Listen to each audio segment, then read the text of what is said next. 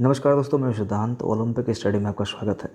आज दोस्तों हम पढ़ने वाले हैं भूमि सुधार और इसके अंतर्गत जो कार्यक्रम स्टार्ट किए गए थे, भूमि सुधार से क्या फ़ायदा हुआ, क्या नुकसान हुआ, कितने परसेंटेज भूमि पे ये चीज़ें अप्लाई हो पाई, क्या ये सही से पूरे भारत में लागू हो पाया, जमींदारी व्यवस्था क्या है, महालवाड़ी क्या है, रैयतवाड़ी क्या है, हक चकबंदी क्या है। तो इस तरह से इस विषय पे हम आज यहाँ पे चर्चा करने वाले हैं।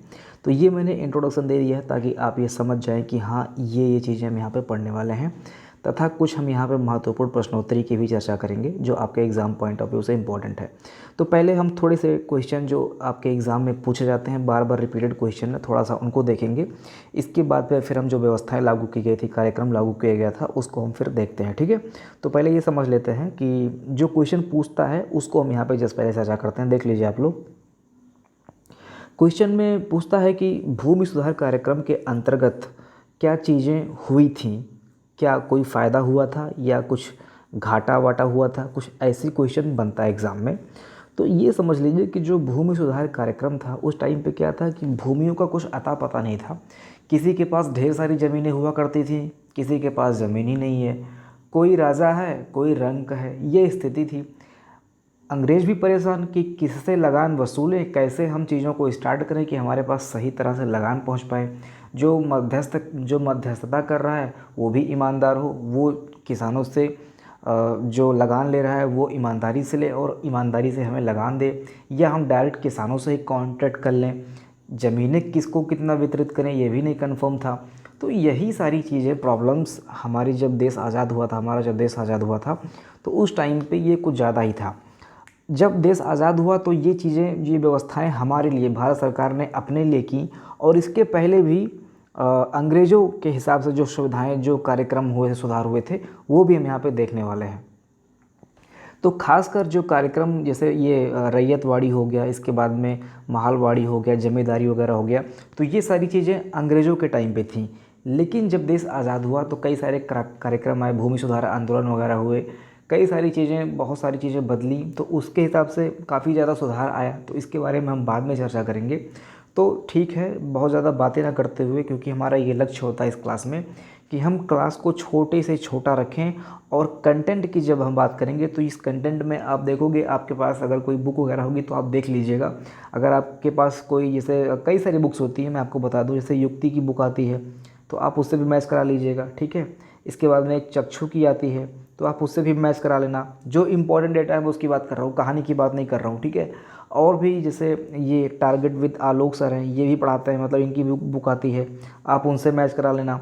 इसके बाद में अगर आप यूट्यूब चैनल पे जाओगे, जैसे मैं रोजगार विद अंकित की बात करूँ, आप उनके वीडियो लेक्चर से मैच करा लेना, सबसे मैच करा लेना। ये जो मैं यहाँ पे टॉपिक दे रहा हूँ, ये समझ लो कि सबका मिक्स है, बोले तो मैराथन का भी बाप है। ठीक है, और वो भी आधे घंटे के अंदर। अब आप सोच सकते हो कि कितना बेनिफिशियल क्लास है ये, लेकिन बच्चे नहीं आदत है उनको पढ़ने की ना, वो तो बस एक वाइट बोर्ड चाहते हैं। उनको चाहिए एक वाइट बोर्ड और वहाँ पे लाइव क्लासेस में कमेंट चलता हो, टाइम निकलता हो, 1 घंटा 1.5 घंटे की क्लास हो, और जब तक वो पैसा पेमेंट नहीं दे देंगे तब तक उन्हें लगता ही नहीं है कि हाँ वो वैलिड टीचर से पढ़ रहे हैं। तो जैसे हमारे, मतलब ये मेंटेलिटी ही हो गई है कि जब तक हम पैसा पेमेंट नहीं देंगे। अच्छा, कोई पेमेंट के लिए भी चिल्लाता है कि सर आप पेमेंट क्यों मांग रहे हो, उस पर भी ऑब्जेक्शन उठने लगता है कि अगर कल को मैं ही पेमेंट मांगूंगा, कल कोई चीज़ मैं लॉन्च कर रहा हूँ, मेरा मेहनत लग रहा है, 24 घंटे मैं अपना समय इसमें दे रहा हूँ, तो कल को मैं ही पेमेंट मांगूंगा तो बहुत सारे लोग खिलाफ खड़े हो जाएंगे, अरे अरे तो तुम भी, मतलब ऐसे। तो लोगों को समझाना और लोगों को बताना कि हाँ क्या जेन्युइन है और क्या जेन्युइन नहीं है, यही चीज़ बहुत सारे बच्चे इस चैनल पे, मुझे लगता है, हालांकि मेरे चैनल पे जो लेखपाल से संबंधित बच्चे हैं वो तो मुझे लग रहा है कि वो सीरियस ही हैं, क्योंकि उनके कमेंट से पता चल जाता है मुझे। कुछ लोग हैं, 30% ऐसे हैं कि जो बस वो बस चाहते हैं कि हाँ कंटेंट सारा का सारा अपलोड हो जाए, बाकी पढ़ाई वो एग्ज़ाम टाइम में कर लेंगे। लेकिन कुछ बच्चे, क्या 70% बच्चे मेरे चैनल पे ऐसे हैं कि जो वास्तव में एग्ज़ाम को लेके बहुत ज़्यादा सीरियस हैं और वो पढ़ाई भी कर रहे हैं।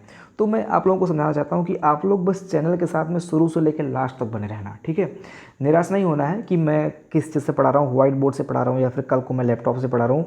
कैसे भी करके मुझे, मेरा काम बस इतना है कि हाँ मुझे ग्रामीण परिवेश से संबंधित जो भी क्वेश्चन, चाहे वो MCQ के फॉर्म में पूछा जाता हो, चाहे वो लीनियर के फॉर्म में पूछा जाता हो, चाहे वो आपकी थ्योरी क्लास हो, सब कुछ मुझे फ्री में करवाना है। ठीक है, अच्छा, एक चीज़ मैं और बता देना चाहता हूँ, बातें थोड़ी ज़्यादा हो रही हैं, सो क्लास स्टार्ट करते हैं। अभी कुछ देर बाद में उसकी मैं चर्चा कर लूँगा, ठीक है। तो देखिए, भूमि सुधार के अंतर्गत भाई मैं बहुत कम बातें करता हूँ, ठीक है। अगर देखा जाए तो अन्य लोग जो बातें ही बातें में उनका 10-5 मिनट शेयर कर दो, सब्सक्राइब कर दो, इतने लोग आ जाएंगे तो फिर हम वीडियो स्टार्ट करेंगे, उससे तो फिलहाल कम ही है ना। तो देखिए, भूमि सुधार कार्यक्रम में मध्यस्थों की समाप्ति, ये मध्यस्थ जो लिखा हुआ है यहाँ पे, मध्यस्थ का मतलब होता है जमींदार, जमींदारों की समाप्ति। सबसे बड़ा जो हम लोगों ने क्रांतिकारी परिवर्तन लाया था, ये हमने जमींदारों का उन्मूलन करके लाया था। अगर भूमि सुधार से संबंधित पूछा जाए कि सबसे बेस्ट काम किस में हुआ, किस कार्यक्रम के अंतर्गत, कौन सा कार्यक्रम सबसे बेस्ट रहा भूमि सुधार के अंतर्गत, तो वो है जमींदारी प्रथा का उन्मूलन। हम आगे देखेंगे डिटेल में इसके बारे में। फिलहाल बस इतना जान लीजिए कि जमींदारी की जो समाप्ति है, ये भूमि सुधार कार्यक्रम के अंतर्गत सबसे बेस्ट काम है, इसलिए इसको ऊपर रखा गया है। अब आप ये समझ लीजिए कि जब देश हमारा आज़ाद हुआ था 1947 में, तो लगभग 57% भूमि पे, मतलब 60% लगभग भूमि ऐसी थी जिस पे जमींदार कब्जा करके बैठे हुए थे। 60% भूमि पे जमींदार कब्जा करके बैठे हुए थे, और 40% का कुछ अता पता नहीं था, कुछ इसमें कन्फ्यूजन था, कुछ किसानों का था, कुछ कहीं वितरित था, कुछ गवर्नमेंट का था, कुछ ऐसी चीज़ें हुई थी उस टाइम पे। तो उन्हीं चीज़ों को सुधारा गया, जोतों को बनाया गया, चकबंदी के माध्यम से उनको इकट्ठा किया गया, जो दूर थे उनको पास किया गया। यही इसमें हम पढ़ने वाले हैं। अगला है ये काश्तकारी सुविधा। काश्तकारी का मतलब होता है कोई किसान है तो उसको उसकी ज़मीन का मालिक बना देना, वो अपनी ज़मीन पे खुद खेती कर सके, डायरेक्ट वो कॉन्ट्रैक्ट करे गवर्नमेंट से, उसका जो लगान जाए वो डायरेक्ट गवर्नमेंट को जाए, तो ये चीज़ है काश्तकारी सुविधा। भूमिहीनों में भूमि का वितरण, ऑब्वियस सी बात है, किसी के पास ज़मीन था ही नहीं तो उनको ज़मीन प्रोवाइड कराना। जोतों की चकबंदी, मैंने बताया कि जो दूर दूर थे तो उनको नज़दीक करना। तो ये सारी चीज़ें जो हैं भूमि सुधार कार्यक्रम के अंतर्गत आती हैं। इसके अलावा भी कई सारे कार्यक्रम हैं, कई सारे फ़ायदे हैं, जो लगभग 10-15 फ़ायदे हैं। तो सबको लिखना क्या ज़रूरी है क्या? मुझे नहीं लगता है, क्योंकि आप इतने इंटेलिजेंट हो कि अगर मैंने 5 चीज़ यहाँ पर लिख दी तो आप इससे कोरिलेट करके जो बाकी चीज़ें बचेंगी उनको एग्ज़ाम में आप पहचान लोगे कि क्या ज़रूरी है और क्या ज़रूरी नहीं है, ठीक है। तो हमने 5 चीज़ जो इंपॉर्टेंट थी वो मैंने यहाँ पर लिख दी, बाकी 10-5 चीज़ें और हैं, उनको आप खुद पहचान सकते हो, उसमें कोई दिक्कत नहीं है, सब पहचान लोगे, ठीक है। अब आगे देखो, अगला जो पॉइंट है वो देखना है, बड़े पैमाने पर पट्टेदारी व्यवस्था किन क्षेत्रों में थी? तो ये जमींदारी या फिर रैयतवाड़ी में थी। पट्टेदारी का मतलब ये होता है कि पट्टा, मतलब बड़े बड़े एरिया जो होते हैं उनको पट्टा बोलते थे, ठीक है। और कोई इसमें कोई पट्टा नहीं बात हो रही है, फीता वगैरह की बात नहीं हो रही है। पट्टा का मतलब जस्ट खेती का कोई बड़ा हिस्सा, जैसे मैंने ये पूरा पट्टा है, ये मैंने एक जमींदार को लिख दिया है या कर दिया है, वो पूरा का पूरा यहाँ पे जो किसान वगैरह खेती करेंगे उसकी रिस्पॉन्सिबिलिटी जमींदार की होगी। ये दूसरा पट्टा है, तो ऐसे ऐसे करके जो है वो अंग्रेज़ों ने इस चीज़ को बनाया था, बस यही है। और इसमें देखिए, इसमें जो अस्थाई काश्तकार थे, अस्थाई काश्तकार का मतलब ये है कि जिनका हक था कि हाँ इन मेरी ये ज़मीन है, तो इनका तो मतलब ठीक ठाक था, इनका कोई दिक्कत नहीं था। लेकिन जो ऐच्छिक काश्तकार थे या फिर उप काश्तकार, या जो भी मतलब एग्ज़ाम में लिख के आएगा, अब अस्थाई का मतलब यही है कि आप इतना जान लीजिए कि इनका फिक्स था कि हाँ ये ज़मीन का टुकड़ा इनका है, ये इस पर खेती करेंगे। लेकिन जो ये ऐच्छिक काश्तकार थे और उप काश्तकार थे, इनका कोई फिक्स नहीं था, ये खेती करना चाहते थे और इनके पास वो चीज़ें थी नहीं, ज़मीन था नहीं, तो इनकी स्थिति दयनीय थी उस टाइम पे। तो कंफ्यूज नहीं होना है, ये फ़िलहाल आप ध्यान दीजिए ये चीज़, बाकी इस पर भी उतना ध्यान नहीं देना, जो मैंने बता दिया इतना जान लीजिए कि जो ज़मींदारी या फिर पट्टे वगैरह जो मिलते थे उसमें 2 तरह से मिलते थे, किसी को कम्प्लीटली मिल जाता था और किसी को नहीं मिलता था। तो जो नहीं मिलता था उनकी स्थिति दयनीय थी, बस आपको इतना समझना है, ठीक है। अब जो क्वेश्चन इंपॉर्टेंट बनता है उसको हम देखते चलते हैं। इसमें देखिए, इसमें क्वेश्चन पूछता है, नेशनल सैंपल सर्वे 1953-54 में सर्वे के अंतर्गत संपूर्ण भारत में कितने % भूमि पट्टे पर दी गई थी? एक सर्वे हुआ था नेशनल सैंपल सर्वे 1953 और 54 में। इस सर्वे के अंतर्गत संपूर्ण भारत में कितने % भूमि पट्टे पर दी गई थी? तो ये आपको याद रखना है, 25% भूमि पट्टे पर दी गई थी, ठीक है। बस आपको इतना जस्ट याद रखना है, क्योंकि लंबा नहीं करना भाई मैं क्लास को, ऑब्वियस सी बात है, सबको पता है। इसके बाद में देखिए, फिर अगला क्वेश्चन पूछता है एग्जाम में, विभिन्न परिसीमन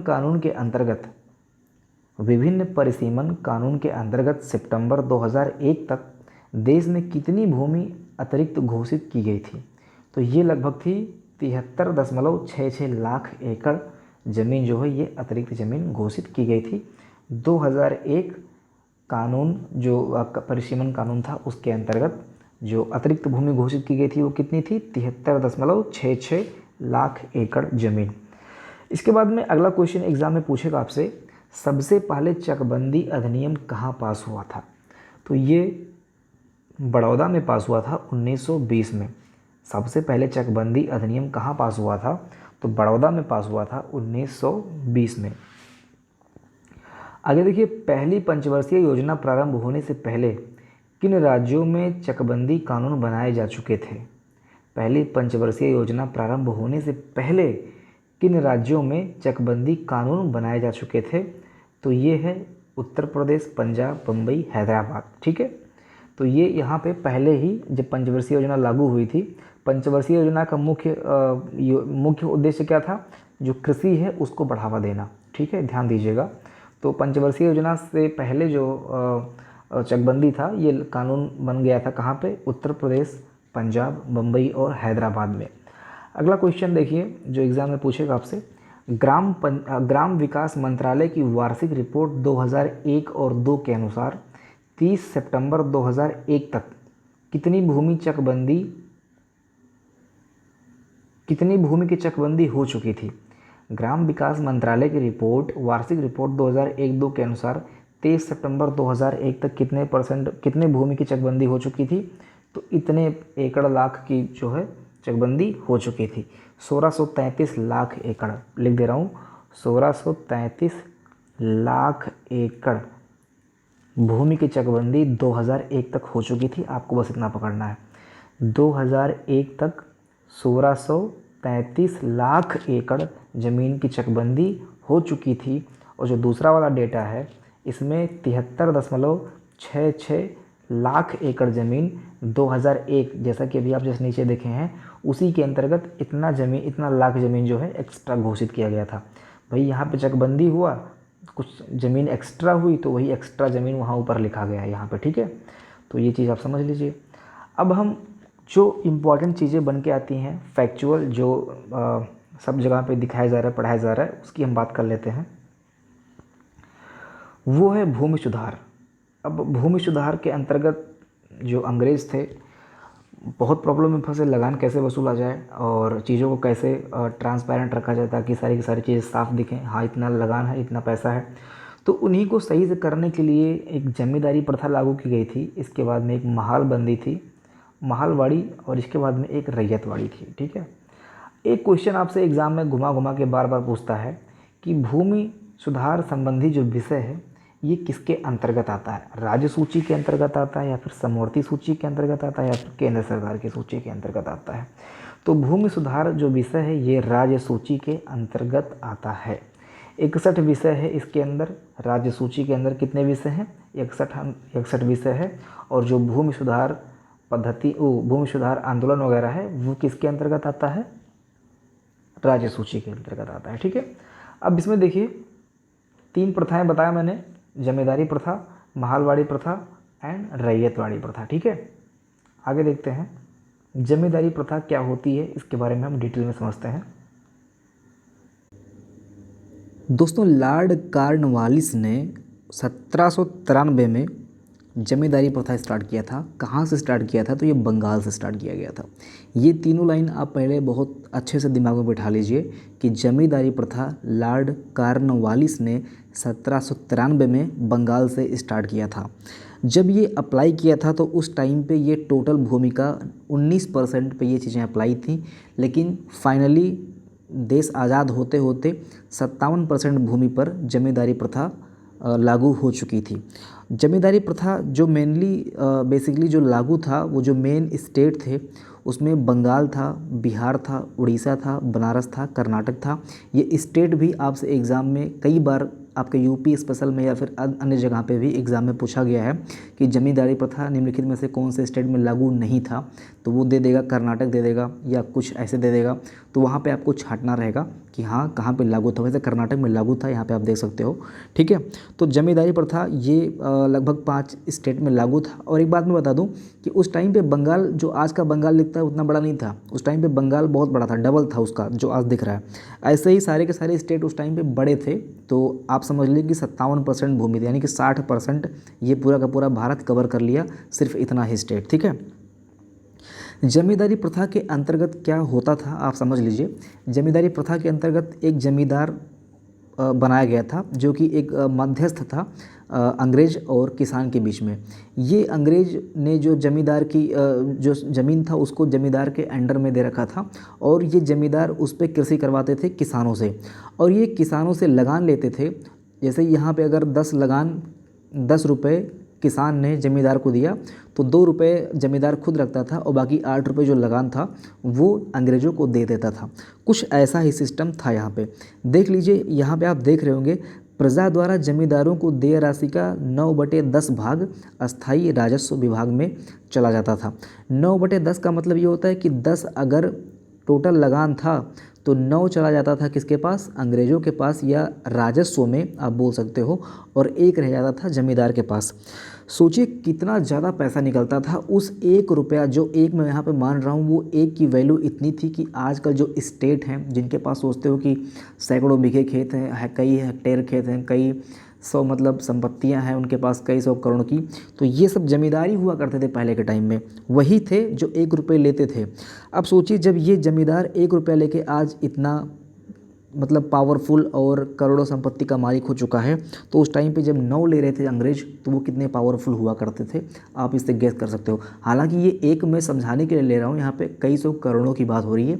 एक समझ लीजिए 100 करोड़ और 9 समझ लीजिए 900 करोड़, कुछ इस टाइप से। ठीक है। तो ये सारी चीज़ें थी। और जमींदारी में कुछ 2 तरह से था, एक अस्थाई बंदोबस्त था और एक अस्थाई बंदोबस्त था। अस्थाई बंदोबस्त हम उनको बोलते थे जमींदारी प्रथा में जब लगान हमेशा के लिए निश्चित हो जाता था। जैसे ज़मीन थी यहाँ पे, अब यहाँ से कितना लगान जाएगा ये निश्चित हो गया था कि हाँ यहाँ से लगान 10 रुपया ही जाना है जाना। इसके बाद में एक अस्थाई बंदोबस्त था, इसमें 20 से 40 वर्ष की अवधि के लिए लगान निश्चित कर दिया गया था। इसके बाद में उसको वार्षिक हिसाब से या फिर अन्य हिसाब से 5 साल 10 साल जैसा होता था उनके हिसाब से, उसको वो फिर बाद में लगान को चेंज कर देते थे। तो ये 2 तरह से बंदोबस्त किया गया था। इसको बोलते हैं अस्थाई बंदोबस्त, जहाँ पे जो खेती होती थी उसका जो लगान था वो फिक्स कर दिया था सालों सालों के लिए। लेकिन जो अस्थाई था उसमें क्या था कि 20 साल या फिर 10 साल ऐसे करके लगान दिया जाता था। इसके बाद में जो उसका रेट था वो चेंज कर दिया जाता था। तो ये सारी चीज़ें जमींदारी प्रथा के अंतर्गत थी। और इसके बाद में जो अगली प्रथा है या फिर अगला जो नियम कानून बनाया गया था वो है महालवाड़ी प्रथा। महालवाड़ी में जो ये महाल शब्द लिखा हुआ है इसका मतलब होता है गांव। ठीक है। तो गांव से संबंधित जो प्रथा है वो महालवाड़ी प्रथा हो गई। इसमें क्या था कि जो भूमि का मालिक था, ये जो भूमि है ये जमींदार को ना देके अंग्रेज़ों ने इस पूरे ज़मीन का जो मालिक थे ये पूरे गांव को बना दिए। ठीक है। ये पूरे गांव के लोगों को ज़मीन का मालिक बना दिया, समस्त रूप से मिल के जो है मालिक बना दिया। इसमें आप देखिए क्या लिखा हुआ है, भूमि का मालिक समस्त रूप से पूरा गाँव था। और जो जैसे खेती बाड़ी हुई यहाँ पे जो लगान निकला, अब जो गांव में जैसे कई लोग थे, अब इसमें जो एक लंबरदार हुआ करता था, लंबरदार बोले तो मुखिया, ये जो मुखिया था ये लोगों से मिल बांट के लगान उगान लेता था। भैया इतना खेती हुआ, ऐसे ऐसे हम लोगों ने काम किया है तो इतना लगान हमें अंग्रेज़ों को देना है। तो ये चीज़ें हो गई थी महालवाड़ी प्रथा के अंतर्गत। और ये लॉर्ड विलियम बेंटिक ने लागू किया था। ये मोस्ट इम्पॉर्टेंट, ध्यान दीजिएगा कि महालवाड़ी प्रथा जो है लॉर्ड विलियम बेंटिक के टाइम पे लागू हुआ था। ठीक है। और ये जो जमींदारी प्रथा है ये लॉर्ड कॉर्नवालिस के टाइम पे लागू हुआ था। स्टार्ट हुआ था बंगाल से 1793। ठीक है, 93। तो ये चीज़ें समझ में आ रही होंगी आपको कि महालवाड़ी क्या है और जमींदारी क्या है। लॉर्ड बेंटिक ने इसको आगरा व अवध, इसके बाद में फिर बाद में मध्य प्रदेश और फिर बाद में इसको पंजाब में लागू किया था। स्टार्ट नहीं, आप बोल सकते हो कि आगरा व अवध इसका स्टार्टिंग पॉइंट था, मध्य केंद्र बोल सकते हो। इसके बाद में वो मध्य प्रदेश और फिर बाद में पंजाब में इसको लागू कर दिया गया था। कहीं कहीं जो जो लगान था वो वसूलने के लिए कहीं कहीं लंबरदार लिखता है, और लंबरदार को ही नॉर्मल लैंग्वेज में हम लोग मुखिया बोलते हैं। ठीक है। तो जो मुखिया था वही ज़मीन के लगान को वसूलता था और बाद में वो चीज़ें, पैसे जो थे वो अंग्रेज़ों तक वो चीज़ पहुँचा दिया करता था। ठीक है। तो ये हो गई महालवाड़ी प्रथा, महाल बोले तो गाँव वाली प्रथा। इसके बाद में रैयतवाड़ी प्रथा आई जो कि बहुत महत्वपूर्ण मानी जाती है और एक सुधार के तौर पे इसको हम देखते हैं, जिसमें भू राजस्व का जो डायरेक्ट पैसा था वो भूमिधारी के थ्रू डायरेक्ट अंग्रेज़ों या फिर राजस्व में जाया करता था उस टाइम पे। ठीक है। तो ये चीज़ें इसमें हो गई थी। रैयतवाड़ी प्रथा के अंतर्गत, और इन्हीं को हम काश्तकार भी बोलते थे। तो भू राजस्व की जो डायरेक्ट लगान हुआ करता था वो डायरेक्ट अंग्रेज़ों के पास भेजते थे। उनकी खुद की रिस्पॉन्सिबिलिटी होती थी, वैयक्तिक तौर पे जिसकी ज़मीन थी वो आदमी खुद वहाँ पे पैसे भेज दिया करता था। पहली जो रैयतवाड़ी प्रथा थी ये मुनरो के द्वारा मद्रास में लागू किया गया था। स्टार्ट कीजिए, बहुत देखिए ध्यान से, तो यहाँ पे बहुत आसान है, मा फॉर मुनरो और मा फॉर मद्रास, ठीक है।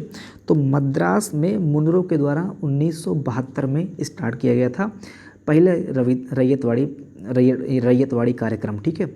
इसके बाद में फिर इसको बम्बई में और फिर मध्य भारत में लागू किया गया। बम्बई में इसको जो है लेफ्टिनेंट विनगेट ने लागू किया था। लेफ्टिनेंट विनगेट ने बम्बई में इसको स्टार्ट किया था।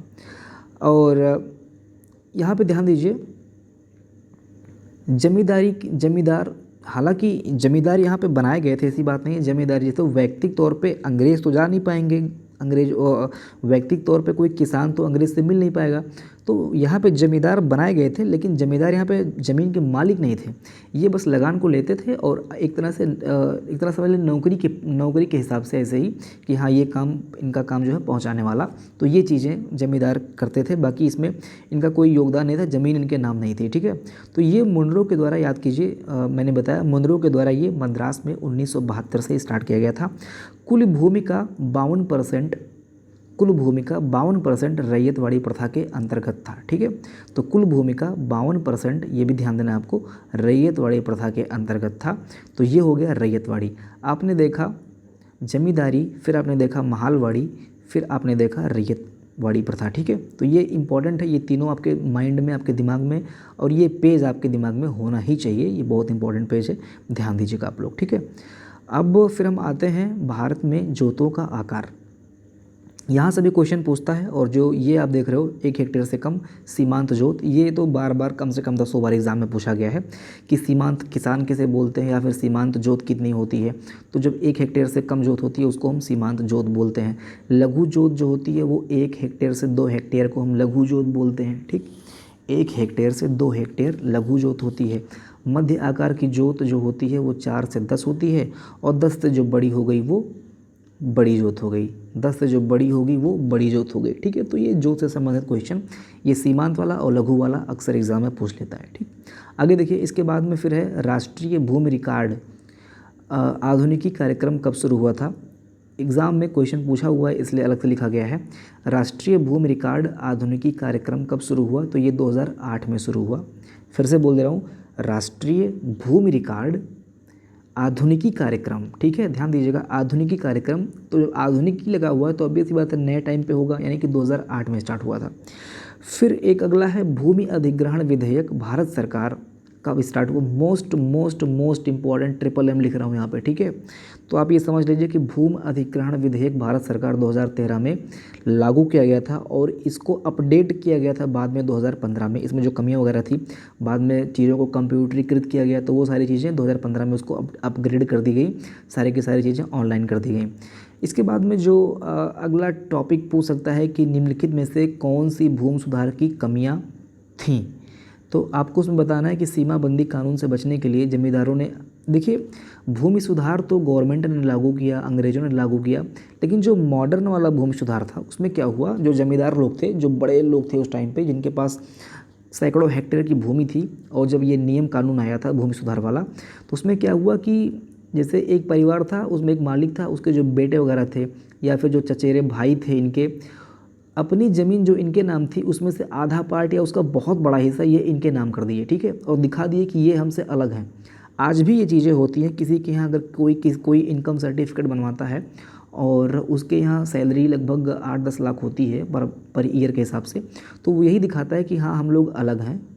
लेखपाल को दिखा देता है, पैसे वगैरह दे देता है, लेखपाल को दिखा देगा कि भाई मैं गरीब हूँ, मेरे यहाँ 1 लाख से कम सैलरी है या फिर 2-3 लाख है, आप मेरा इनकम सर्टिफिकेट बना दो स्कॉलरशिप लेने के लिए। तो ऐसे ही जमींदार के टाइम पे ये चीज़ें हुई। जमींदारों ने अपने जो अधिकांश ज़मीनें थी वो अपने भाइयों के नाम या फिर अपने बच्चों के नाम कर दी, और ये दिखा दिया कि ये हमसे अलग हैं, ये अमेरिका में रहते हैं, यहाँ रहते हैं, वहाँ रहते हैं, इनसे हमसे कोई मतलब नहीं है, ये ज़मीन तो इनके नाम है। तो ये चीज़ें, और वास्तव में अगर देखा जाए तो जमींदार और जो थे वो एक तरह से देखा जाए तो नेता ही थे, और नेताओं ने ही ये सुधार लाया था। अब नेता ही सुधार ला रहे हैं तो कितने कितने उस पर अमल करेंगे, अगर अमल करेंगे तो उनकी ही ज़मीन जाएगी। तो इसीलिए वो ज़्यादा अमल किए ही नहीं। मतलब अगर देखा जाए तो इस हिसाब से ज़मींदारों के पास जो ज़मीनें थी वो उनके पास रह गई, कंप्लीटली हम निकाल के भूमिहीनों में हम उसको वितरित नहीं कर पाए थे। तो ये चीज़ अगर देखा जाए तो एक तरह से थोड़ा सा ये विफल रहा कि हम ज़मींदारों से ज़मीन लेके उसको हम डिस्ट्रीब्यूट कर दें भूमिहीनों के बीच में। ये तो ये चीज़ें अगर देखी जाए तो विफल रही थी। जैसा कि आप यहाँ पे देख भी सकते हैं कि सीमाबंदी कानून से बचने के लिए ज़मींदारों ने अपने परिवार के सदस्य के नाम पर बड़ी जोतें या बड़ी ज़मीनें कर दी थी। ठीक है, तो ये इसमें कमी थी भूमि सुधार कार्यक्रम में। अगला टॉपिक जो एग्ज़ाम में मोस्ट इंपॉर्टेंट है, पूछता है आपसे सहकारी खेती के बारे में। सहकारी खेती क्या होती है? सहकारी का अगर शाब्दिक अर्थ आप देखोगे तो सहकारी का मतलब होता है साथ में। ठीक है, सहकारी का मतलब साथ में कोई काम करना। तो वही है, किसान स्वेच्छा से अपनी ज़मीनें एक में मिलाकर, जैसे ये इनकी ज़मीन है, ये इनकी ज़मीन है, ये इनकी ज़मीन है, सभी ज़मीनों को एक साथ मिला के, ठीक है, और सभी लोग मिल के यहाँ पे जब खेती करेंगे तो उसी को बोलते हैं सहकारी खेती। हालांकि ये अब पॉसिबल नहीं है। गांव वगैरह में तो भाई ज़मीनों के लिए इतना ज़मीन किसकी गई, इतनी ज़मीन किसकी गई, तो ये तो मार झगड़ा लड़ाई हो जाएगा। फिलहाल अब ये पॉसिबल नहीं है, लेकिन अगर देखा जाए तो पहले के टाइम पे अभी भी है, लेकिन बहुत कम एरिया में सहकारी खेती अब देखी जाती है, जिसमें किसान स्वेच्छा से अपनी ज़मीनें एक में मिलाकर संयुक्त रूप से खेती करते हैं। मालिक अपने अपने ही होते हैं। ऐसा नहीं कि ज़मीनें मिला दी गई हैं तो खेती में कुछ बदलाव बाद में हो जाएगा, नहीं, जो जिनका ज़मीन था वो ज़मीन उनका ही रहता है। इसमें कुछ फ़ायदा होता है, ज़बरदस्त फ़ायदा होता है। ऑब्वियस ही बात है, इसमें कम अपव्यय होगा, जो पैसा लगेगा वो बराबर सभी लोग लगाएंगे। सिंचाई सुविधा में सिंचाई की सुविधा ज़्यादा ठीक ठाक थी इसमें। गोदाम में जो फसल रखते हैं, जो एकत्रीकरण करते हैं, क्या भंडारण करते हैं, वो चीज़ें आसानी से पैसे लगाने वगैरह में ठीक ठाक सुविधा मिल जाती थी। व्यापार अच्छा हो जाता था, फ़ायदा है इसमें फ़िलहाल, लेकिन वो चीज़ें पॉसिबल नहीं हो पाती हैं आज के टाइम पे। एक अलग से एक टॉपिक मैंने देखा, हदबंदी कानून, एक बुक में मुझे दिखा तो मैंने उसको यहाँ पे लिख दिया, हदबंदी कानून। ठीक है, शायद बहुत सारे टीचर इसको छोड़ दें, स्किप कर दें, लेकिन ये आपको याद रखना है कि हदबंदी कानून, जो मैंने आपको बताया था कि जो ज़मींदार थे, भूमि को, उनकी भूमि छीन न ली जाए, इसलिए उन्होंने अपने परिवार में किसी के नाम वो जो ज़मीन थी वो कर दी थी। तो उस पर भी अंकुश लगाने के लिए, उस पर भी रोक लगाने के लिए सरकार ने एक नियम लाया था बीच में, वो है जम्मू कश्मीर में इसको स्टार्ट किया था। जम्मू कश्मीर से ये अमल में लाया गया था कि जिनके पास, जिस परिवार के पास 22.7 हेक्टेयर से ज़्यादा भूमि है, वो जो है उससे ज़्यादा अगर भूमि है तो वो भूमि गरीब किसानों में वितरित कर दिया जाएगा। जिनके पास, गरीब किसान नहीं, ये बोल सकते हो आप कि जिनके पास ज़मीन ही नहीं है, उन किसानों में उसको वितरित किया जाएगा। जिनके पास, ध्यान दीजिएगा, ये लाइन याद कर लीजिए, इस पर जो परिसीमा है इसको याद कर लीजिए, 22.7 हेक्टेयर भूमि से ज़्यादा अगर किसी ज़मींदार या फिर किसी व्यक्ति के पास है तो एक्स्ट्रा ज़मीनों को जो भूमिहीन किसान थे उनमें वितरित कर देना है।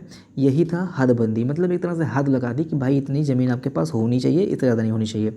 तो यही था, लक्ष्य था कि भूमिहीन किसानों को ज़मीन मिलना, और ये स्टार्ट किया गया था जम्मू कश्मीर से। इसका जो सीमा है वो 22.7 हेक्टेयर है। ठीक है, अब इसके बाद में एक टॉपिक मैंने देखा था जिसको आपको बताना ज़रूरी मैं समझ रहा हूँ, एक्स्ट्रा फैक्ट है, ध्यान दीजिए इसका। उत्तर प्रदेश किन किन चीज़ों में आगे है या पूरे देश में फर्स्ट है, ऐसा आप समझ लीजिए कि पूरे देश में उत्तर प्रदेश किन किन चीज़ों में फर्स्ट है।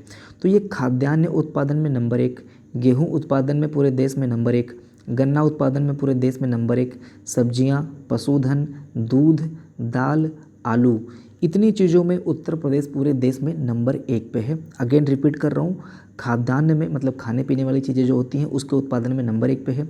गेहूँ, गन्ना, सब्जी, पशुधन, दूध, दाल और आलू के उत्पादन में उत्तर प्रदेश पूरे देश में नंबर 1 पे है। ठीक है, एक प्रथा और मैंने देखी, एक व्यवस्था मैंने और देखी, एक कार्यक्रम समझ लीजिए इसको, इजारेदारी व्यवस्था है। इसका नाम क्या है? इजारेदारी व्यवस्था। ठीक है, इसको ध्यान दीजिए, इसके अंतर्गत आपको क्या चीज़ें देखनी है। इजारेदारी व्यवस्था में वारेन हेस्टिंग्स ने इसको स्टार्ट किया था। किसने स्टार्ट किया था? वारेन हेस्टिंग्स ने इसको स्टार्ट किया था। अगेन ये बंगाल से स्टार्ट हुआ था 1772, यानी कि 1772 में ये स्टार्ट हुआ था।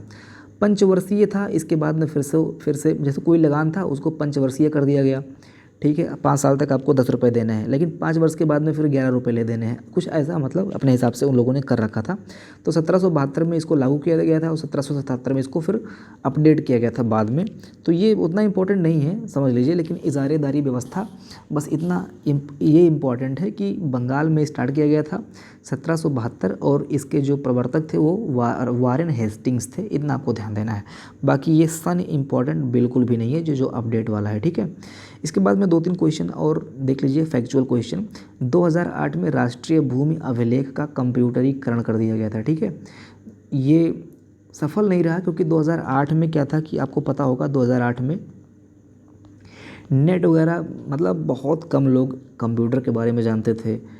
जो चीज़ें आजकल सॉफ्टवेयर वगैरह आता है उस टाइम पे था नहीं, जो आजकल चल रहा है एक हिसाब से देखा जाए।